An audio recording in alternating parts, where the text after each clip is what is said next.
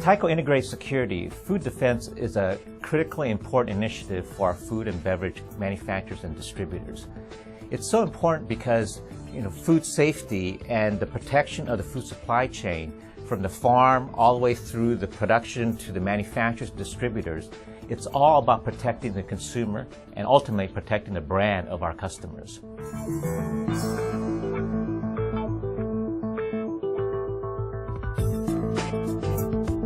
When you think about intentional contamination of the food system, food defense, one of the things that many people underestimate is how the global complexity of the food system renders protecting it so difficult.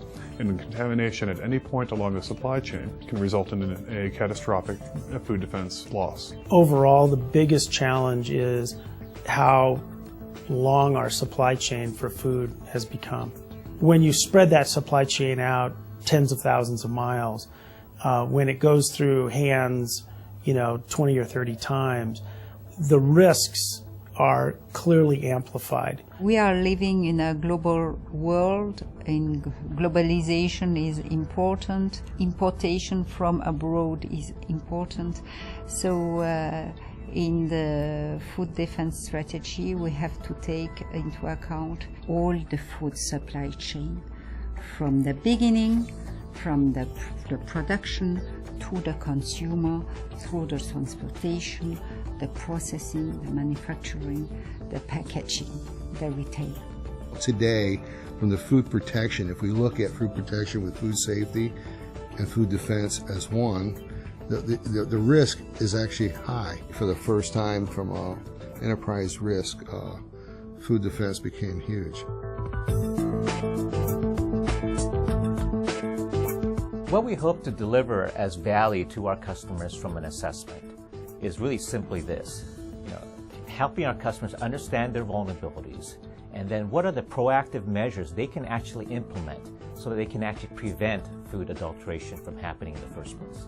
The whole basis of the FSMA is to try and look at the food safety issue from a proactive standpoint and not just a reactive standpoint of how do we recall the goods that have already gone bad. And by being proactive, it means that we want people to look ahead at what could go wrong and put controls in place to keep those things from going wrong and not be dependent on a corrective action to catch a mistake after it has already happened. One of the things you want to do in your assessment is you want to take a look at your brand. So do you have an iconic brand? Is your brand valued at $1 billion, or where does it fit? And what would happen if an incident occurred? You have to look at the mitigation strategies, is look at your house, if you will, and where are the possibilities of getting into it, and reasonable possibilities. And what are you doing to mitigate that and how to reduce that? So basically you want to deter people from doing what they're doing.